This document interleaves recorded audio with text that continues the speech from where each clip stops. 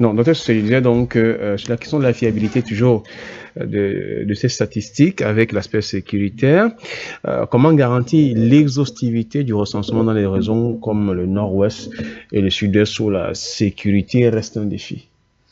Au fait, je veux dire que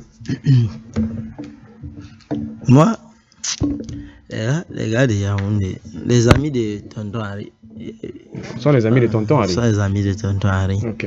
Ils sont nos parents là. Et ils ont seulement réussi leur jeu. Ça m'a. Je vais te. Le recensement tient compte. Quand on fait un recensement comme ça, tient compte de ça. On peut me recenser. On peut arriver que moi, je ne suis pas là, mais je suis recensé, puisqu'il y a les bases de données. À partir du moment où c'est que Essou est vieux au Cameroun, le nom d'Essou est dans ce qu'on appelle le BUNEC, c'est-à-dire l'état civil. C'est là-bas. C'est-à-dire qu'il a un acte de naissance. Présentement, il a un acte de mariage. Il n'a pas encore d'acte de décès. Les données de succession à la sécurité nationale.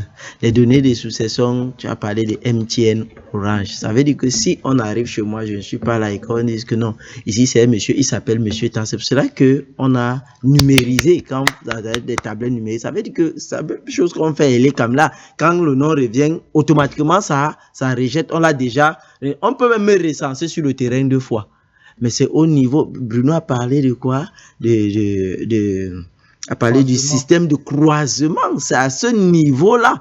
Parce que c'est les données qu'on collecte sur le terrain. Et puis, il y a des mécanismes de croisement qui peuvent épurer les doublons et consorts. Donc là-bas, ce n'est pas un souci. Et puis, si je vais aller dans ce qui est fait dans le... On recense partout, hein.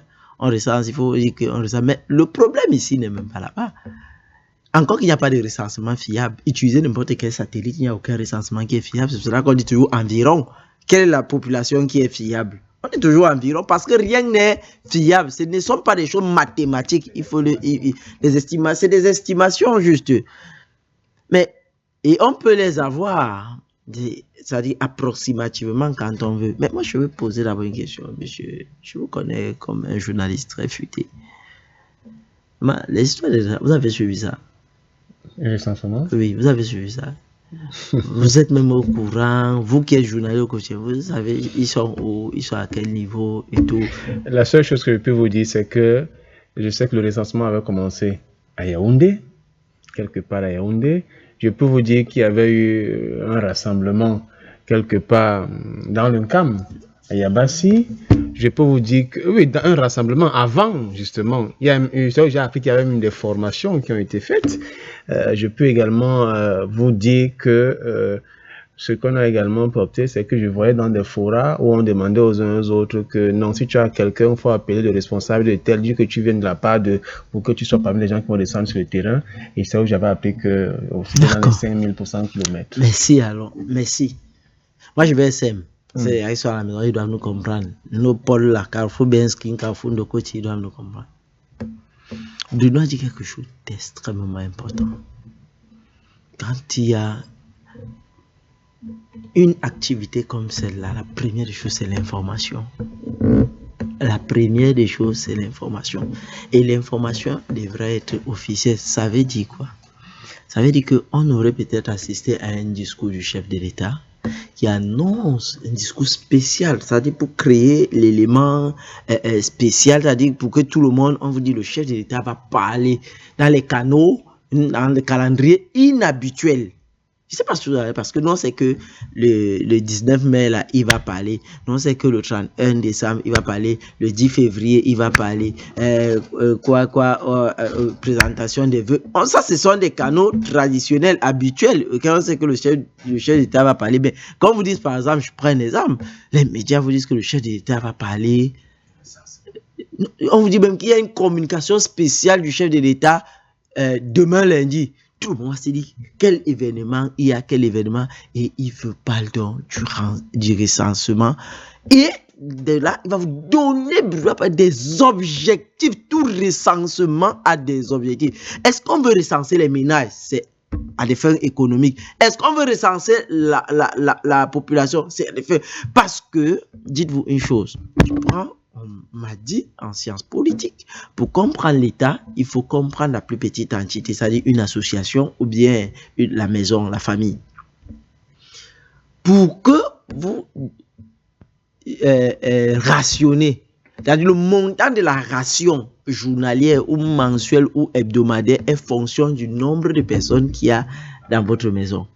Le type de maison que vous prenez est fonction du nombre de personnes. Donc vous allez remarquer que tout ce qui tourne autour de la famille tourne toujours en fonction du nombre. C'est-à-dire que c'est ça l'important. C'est-à-dire que même quand on veut faire la politique de la maison, on tient compte du nombre de personnes.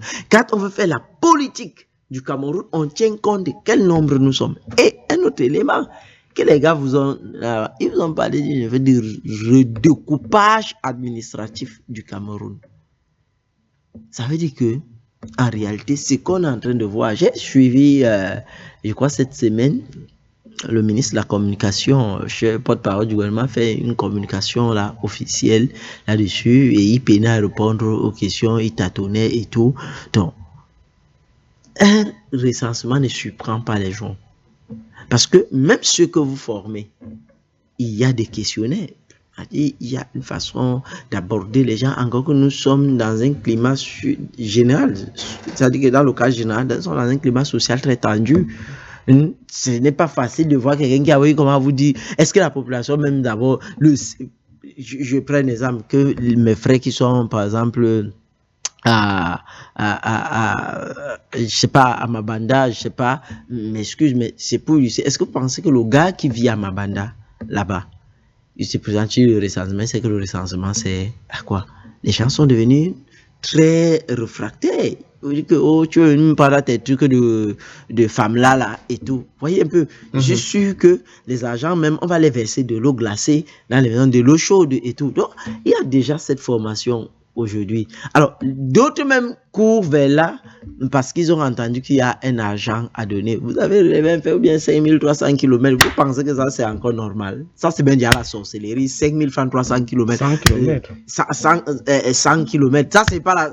En dehors de la sorcellerie, on appelle ça quoi? Donc, je veux dire que en réalité, les gars de Yaoundé ont trouvé la fenêtre pour sortir l'argent. Et faire de cet argent. Maintenant, on va juste envoyer des gens pour... mais nous ne sommes pas sortis de l'auberge. Qu'on fasse ce recensement et qu'on me dise que... Et c'est où on les attend. Parce que si par exemple, on me dit que Douala, c'est 5 millions d'habitants, on va dire que c'est faux. Parce que dans le principe, Douala ne devrait plus avoir 5 millions d'habitants. Bruno se rappelle, lorsqu'on parlait de Douala, 3 millions d'habitants, on était les années 2006-2008. Et 3 millions. Et qu'aujourd'hui, pourtant, c'est-à-dire que des spécialistes, des démographes, des spécialistes, quand ils font une étude prospective, vous disent que Douala fait déjà pratiquement le quart de la population du Cameroun. Donc, ça veut dire qu'on serait peut-être dans les 9 millions d'habitants. Donc, quand vous avez donc ces éléments pour faire ça, vous comprendrez, moi, je ne suis pas là. Ce qu'ils sont en train de faire là, on est juste en train de chercher les témoins des milliards qu'on a détournés. Un point, c'est tout.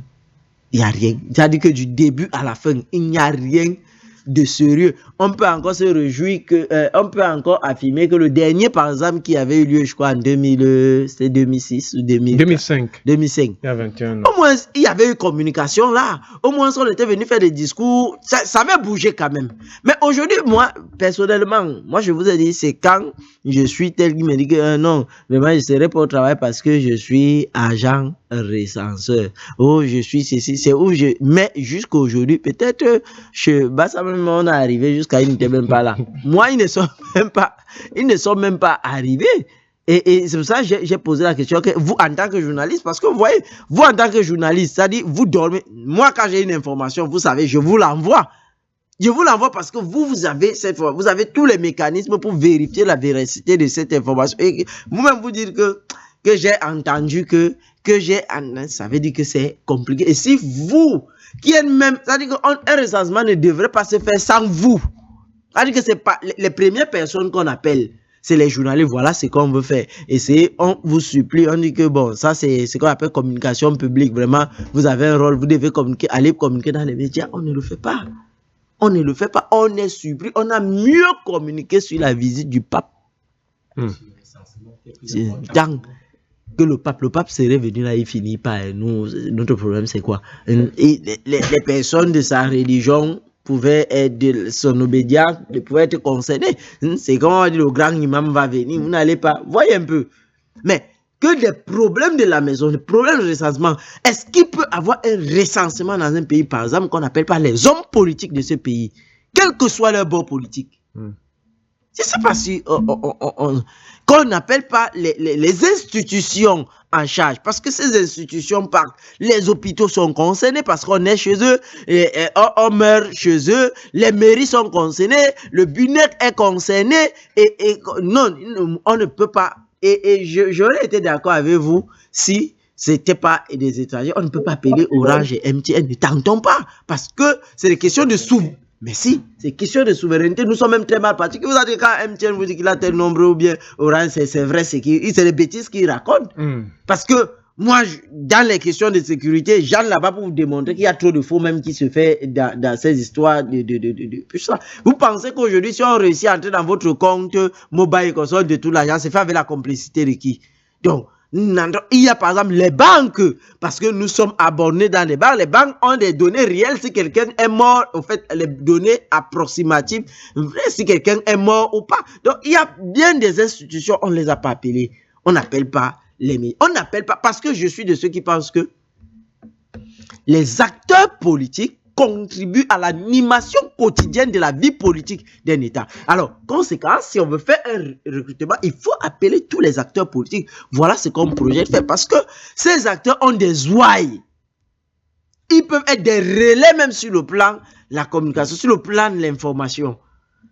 Et c'est tout ça qui fera en sorte que quand on va croiser, on pourra facilement dégager les doublons et autres. Mais ce qui se passe là, c'est une opération savamment montée de détournement d'argent.